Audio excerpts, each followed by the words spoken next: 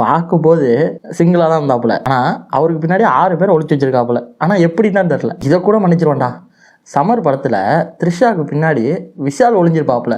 அதுதான் எனக்கு எப்படின்னே புரியல.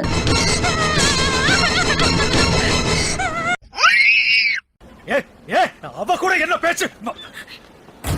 Let me kill this.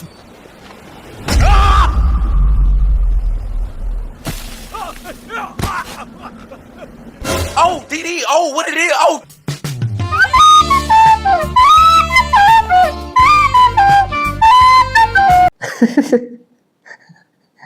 அந்த வெட்ட வெளியில் ஃபஸ்ட்டு த்ரிஷா மட்டும் தான் இருப்பாங்களாம்.